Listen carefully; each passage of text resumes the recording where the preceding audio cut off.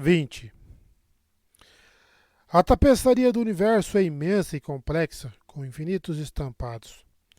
Apesar de fibras de tragédia formarem a malha primitiva, a humanidade, com o seu inflamado otimismo, ainda consegue bordar pequenos desenhos de felicidade e amor. Pensador Aquima, Arquivos da Cidade da Introspecção. Dentro de seu traje de viagem espacial, Xavier só podia pensar em voltar para casa, aos cálidos braços de Serena Butler. De licença, retornou à propriedade de Tantor, onde seus pais adotivos e o entusiasta Virgil, seu meio-irmão, deram-lhe as boas-vindas. Os Tantor formavam um casal de idade avançada, afáveis, inteligentes e doces, de pele escura e cabelos grisalhos.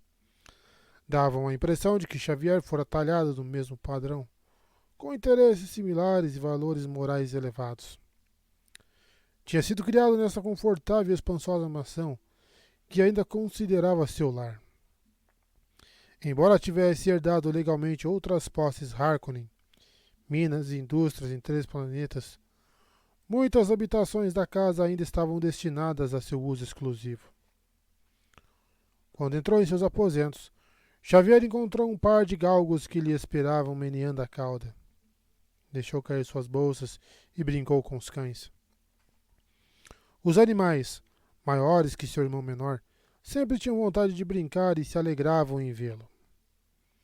Aquela noite, a família o tratou com uma atenção com a especialidade do cozinheiro. O galo selvagem recheado com mel, nozes e azeitonas de Tantor. Por desgraça, depois de ter estado exposto aos gases venenosos do Cimex, as suas matizes de sabores e aromas lhe escapavam. Tá parecendo Covid. O cozinheiro o olhou alarmado quando acrescentou sal e especiarias que necessitava para saborear o delicioso guisado. Outra coisa que as máquinas haviam tomado. Depois, Xavier se acomodou em uma pesada poltrona de carvalho em frente ao fogo da lareira, acompanhado de um copo de vinho tinto dos vinhedos da família, também, por desgraça, sem poder desfrutar de seu sabor. Adorava relaxar em casa, longe do protocolo militar. Havia passado quase meio ano a bordo de uma nave da Armada. Esta noite, dormiria como um bebê em sua própria casa. Um dos galgos cinzas roncava sonoramente, com o focinho apoiado sobre os pés de Xavier. Emil Tantor, com uma orla de cabelo negro ao redor de sua cabeça calva, estava sentado em frente a seu filho adotivo. Emil lhe interrogou a respeito das posições estratégicas dos planetas sincronizados e a capacidade militar da Armada. Quais são as possibilidades de uma escalada bélica depois do ataque a Zimia? Podemos fazer algo mais que rechaçar o inimigo? Xavier terminou seu vinho, serviu-se meia taça e uma inteira ao ancião, e logo se reclinou na poltrona sem molestar o cão. A situação é grave, pai. Como pouco se recordava de seus pais, sempre havia chamado assim ao senhor de Tantor. Mas sempre foi grave, desde a Era dos Titãs. Talvez vivêssemos com muita comunidade nos tempos do Antigo Império. Esquecemos de ser nós mesmos. Ser dignos de nossas possibilidades. E durante 1000 anos pagamos o preço. Fomos presas fácil. Primeiro de homens malvados e depois de máquinas carentes de alma. Emil Tantor sorveu seu vinho e cravou a vista no fogo. De modo que ao menos há esperança, temos que nos aferrar a algo. Os lábios de Xavier formaram um leve sorriso.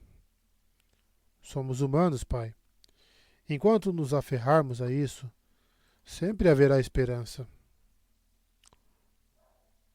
No dia seguinte, Xavier enviou uma mensagem ao escritório de Butler, onde pedia permissão para acompanhar a filha do vice-rei à caçada anual ao javali, que aconteceria dentro de 2 dias. Serena já saberia do retorno de Xavier. Suas notas de reconhecimento haviam chegado com muita festa e Manion Butler estaria esperando sua nota. Ainda assim, a sociedade salusiana era formal e extravagante. Para cotejar a formosa filha do vice-rei, teria que se render a certas expectativas. Avançada a manhã, um mensageiro chamou às portas da mansão Tantor. Virgil estava ao lado de seu irmão maior e sorriu quando viu a expressão de Xavier. O que é? Posso te acompanhar? O vice-rei concordou? Xavier compôs uma expressão zombeteira e séria ao mesmo tempo. Como poderia rechaçar o homem que salvou os Salusa Secundos do Cimex? Lembre-se disso, Virgil, se algum dia quiser ganhar o afeto de uma jovem. Tenho que salvar o planeta para ter uma noiva? Perguntou o menino com ceticismo, embora procurando não manifestar incredulidade pelas palavras de Xavier. Por uma mulher tão maravilhosa como Serena, é justamente o que deve fazer. Entrou na mansão para contar seus planos a Tantor. No dia seguinte, Xavier se vestiu com uma indumentária equestre esplêndida e saiu em direção à propriedade dos Butler. Pediu emprestado a seu pai o corcel saluzano cor chocolate, um excelente animal de crina trançada, focinho estreitos e olhos brilhantes. As orelhas do cavalo eram grandes e corria sem o ritmo irregular dos animais menos adestrados. Sobre uma colina coberta de ervas se elevava um conjunto de edifícios caiados. A casa propriamente dita, estábulos, aposentos dos criados e abrigos, situados próximos ao perímetro. Enquanto seu cavalo subia, viu a vista impressionante dos prédios de Zímia muito distantes.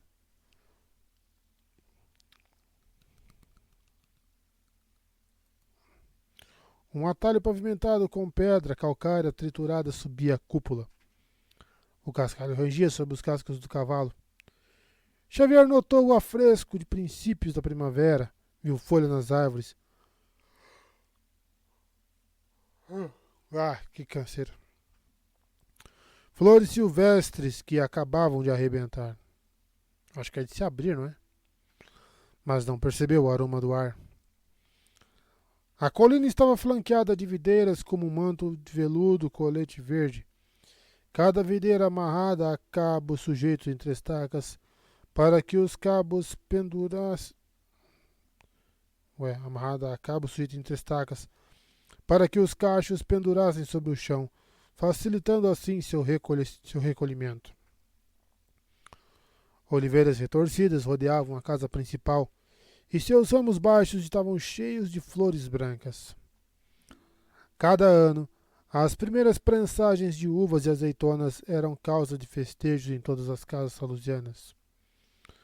Os vinhedos competiam entre si para ver qual era capaz de produzir as melhores colheitas. Quando Xavier entrou no pátio, já o esperavam os outros cavaleiros.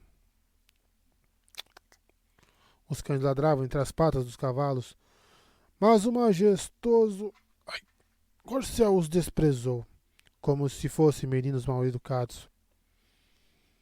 Os caçadores aferraram as rédeas e calaram os cães.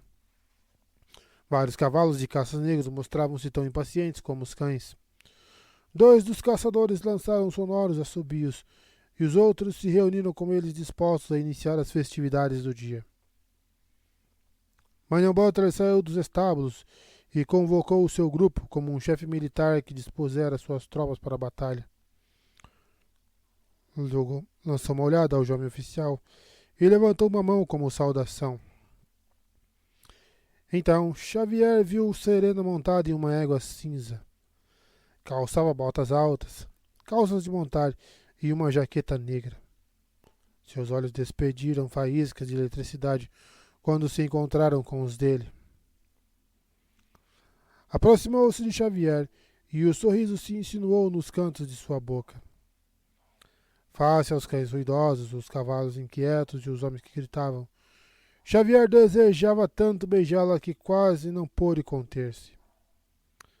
Não obstante, Serena permaneceu fria e tranquila e estendeu uma mão enluvada como saudação. Ele a agarrou e apertou seus dedos. Desejou possuir poderes telepáticos como os das feiticeiras de Ressac para lhe enviar seus pensamentos, embora fosse evidente o prazer que transparecia em suas feições. Compreendeu que Serena sabia muito bem quais eram seus sentimentos e os correspondia. As viagens espaciais foram muito longas, disse Xavier. Sempre estava pensando em você. Sempre? Deveria ter se concentrado em suas tarefas. Ela dedicou-lhe um sorriso cético. Possivelmente possamos estar um momento a sós durante a caçada e me contará seus sonhos. Dirigiu sua égua até o ponto onde se encontravam seu pai. Consciente dos olhos que os observavam, Xavier e ela mantiveram uma distância aceitável. Xavier se aproximou do vice-rei e estreitou a sua mão. Agradeço por me deixar participar da caçada. Mano Butler sorriu. Alegro-me que tenha podido acudir, terceiro. Estou seguro de que este ano caçaremos um javali. Refugiando-se nesses bosques, estou ansioso por comer presunto e chuletas assadas. E bacon, sobretudo. Não há nada comparável. Serena olhou para ele com olhos travessos.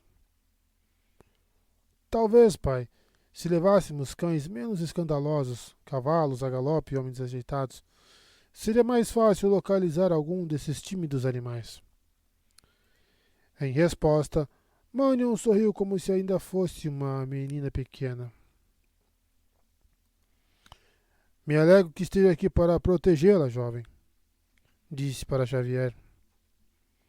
O vice-rei levantou o braço direito. Soaram os chifres de caça e um gongo retumbou nos estábulos. Os cães se precipitaram para a grade. O caminho discorria sobre as oliveiras até entrar no bosque salusiano. Dois moços de olhos ansiosos abriram as portas, impacientes por participar de sua primeira caçada. O grupo entrou em marcha. Os cães foram os primeiros a sair, seguidos pelos cavalos montados por caçadores profissionais. Manion Butler ia com eles. Soprou uma tromba de caça que tinha sido da família desde que Bovoco Manresa se estabeleceu em Salusa. Seus seguidores usavam cavalos de menor tamanho. Seriam os encarregados de montar o acampamento e esfolar as peças abatidas. Também preparariam a festa que se celebraria quando o grupo voltasse para casa. Os caçadores já se dispersaram, formando grupos com o chefe à frente. Xavier e Serena trotaram sem pressa para o bosque. Um jovem de olhos brilhantes olhou atrás e piscou os olhos para Xavier, como se soubesse que o casal não tinha a menor intenção de se juntar à caçada. Xavier esporeou seu corcel. Serena cavalgou ao seu lado e se dirigiram para o leito lamacento de um riacho. Trocaram um sorriso de cumplicidade e escutaram os latidos longínquos dos cães, assim como o corno do vice-rei. O bosque privado dos Butler abarcava centenas de hectares, atravessadas por trilhas de caça. Era como uma espécie de reserva natural, com prados e rios, aves e grandes extensões de flores que estalavam em capas sucessivas de cores quando a neve se derretia. Fede a inglês, filho da puta. Xavier estava feliz porque afinal estava sozinho com Serena. Enquanto cavalgavam, roçavam os braços e os cotovelos de propósito. Ele afastava os ramos de sua cara e ela assinalava aves e animais pequenos que ia identificando. Em seu cômodo traje de caça, Xavier levava uma adaga cerimoniosa, um látego e uma pistola Chandler que disparava fragmentos de cristal. Serena levava sua faca e uma pistola pequena. Foram decididos a caçar-se mutuamente e ambos sabiam. Serena escolheu seu caminho sem vacilar, como se houvesse aproveitado a ausência de Xavier para percorrer o bosque em busca de lugares onde pudessem estar sozinhos. Por fim, guiou através de um bosque de pinheiros até um prado de erva alta. Flores similares a estrelas e plantas mais altas que elas. As canas rodeavam um lago de águas cristalinas, um pequeno lago criado pela neve derretida e alimentada por uma fonte subterrânea. Há borbulhas na água, explicou a jovem. Fazem cócegas na pele. Isso significa que quer nadar? Xavier sentiu a garganta seca quando pensou na perspectiva. Está fria, mas a fonte possui um calor natural. Quero prová-la.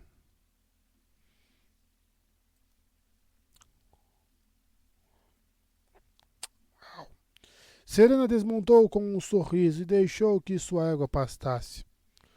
Houve um chapim no lago, mas as canas não deixavam ver. Parece que também há muitos peixes, disse Xavier.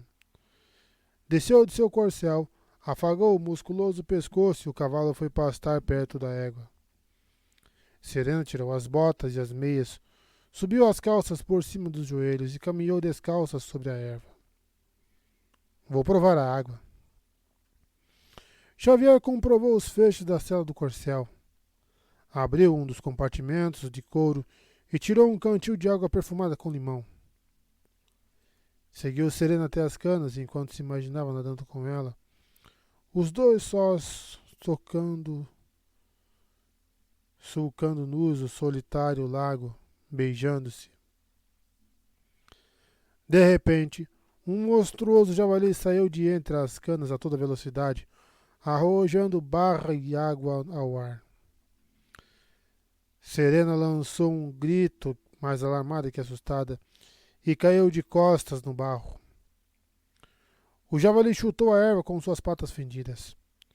Largas presas sobressaíam-se de seu focinho, capazes de arrancar árvores jovens de um golpe e estripar inimigos. Os olhos do animal eram grandes e negros. Emitia potentes grunhidos, como se estivesse a ponto de cuspir fogo. Dizia a lenda que muitos homens, cães e cavalos tinham morrido nas caçadas de javalis, mas restava um pouco deles. Pule na água, Serena. O animal se voltou quando ouviu seu grito. Serena seguiu as instruções de Xavier. Começou a nadar, consciente de que o animal não poderia atacá-la se estivesse na água. O javali carregou com toda a sua raiva. Os dois cavalos relincharam e correram para o bordo do prado. Cuidado, Xavier. Serena, afundada na água até a cintura, desembainhou sua faca de caça, mas sabia que não podia ajudar. Xavier plantou com firmeza as pernas no chão, com a faca em uma mão e a pistola Chandler na outra. Apontou a arma assim que o pulso tremesse e disparou 3 vezes na cara do javali. Os projéteis destroçaram o pescoço e o fronte do animal e arranharam o grosso crânio. Outro projétil estilhaçou uma das presas, porém o animal continuou carregando para ele, impulsionado por sua velocidade. Xavier disparou 2 vezes mais. O animal sangrava profusamente, ferido de morte, mas nem sequer a iminência do desenlace diminuiu sua velocidade. Quando o animal estava quase em cima de Xavier, este saltou para um lado e o degolou com a afiada faca, abrindo-lhe a jugular e a carótida. O javali deu meia volta e o cobriu de sangue enquanto seu coração parava de pulsar. O peso do animal atirou Xavier ao chão, mas rolou para longe para evitar que a presa restante o atravessasse. Xavier ficou em pé e caminhou alguns passos, tremendo. Sua indumentária de caça estava empapada do sangue da besta. Serena. Estou bem, respondeu a jovem enquanto nadava para a borda. Xavier contemplou seu reflexo no plácido lago. Viu sua camisa e sua cara cobertas de sangue. Confiou que não fosse dele. Enlaçou as mãos e se molhou com água fria, e logo afundou a cabeça para tirar o fedor do cabelo. Esfregou as mãos com areia. Serena se aproximou dele com a roupa empapada e o cabelo colado ao crânio, utilizando um pedaço da jaqueta para secar o sangue do pescoço e das bochechas de Xavier. Depois abriu-lhe a camisa e também lhe secou o peito. Não tenho nenhum arranhão, disse Xavier, sem saber se estava certo. Notava a pele do pescoço quente e arranhada, e o peito doía como consequência da colisão com o monstro. Atraiu a jovem para si. Está segura de que não sofreu nenhum dano? Não se cortou, não quebrou nenhum osso? Você me pergunta isso? Zombou ela. Eu não sou a valente caçadora de javalis. Serena o beijou. Tinha lábios frios da água, mas Xavier os reteve contra os seus, até que as bocas se abriram um pouco e as línguas se encontraram. Conduzia em direção ao prado, longe do animal morto. Os jovens amantes retiraram o cabelo molhado das orelhas e dos olhos e voltaram a beijar-se. O contato com a morte fazia que se sentissem intensamente vivos. A pele de Xavier estava quente e seu rosto e seu coração pulsava com força, embora o perigo tivesse passado. Uma nova emoção estava crescendo. Desejou poder captar melhor o sedutor aroma do perfume da jovem, mas só percebeu uma insinuação fascinante. As roupas molhadas de Serena estavam frias e Xavier observou que tinha o pelo dos braços arrepiados. A única solução era tirar a roupa. Venha, vou aquecê-la. Ajudou a desabotoar a jaqueta negra e a blusa enquanto seus dedos trabalhavam em excesso com a camisa manchada de Xavier. Só quero me assegurar de que não está ferido, disse Serena. Não sei o que teria feito se ele tivesse te matado. Suas palavras surgiam trêmulas entre um beijo e outro. É preciso algo mais que um javali para me afastar de você. Serena lhe tirou a camisa por cima de seus ombros e lutou com os botões dos punhos para tirá-la por completo. O chão do prado era macio e confortável. Os cavalos pastavam com parcimônia. Xavier e Serena deram rédeas soltas à sua paixão reprimida entre sussurros. A caçada soava muito longínqua, embora Xavier tivesse matado um javali, e poderia contar uma história dramática durante a festa.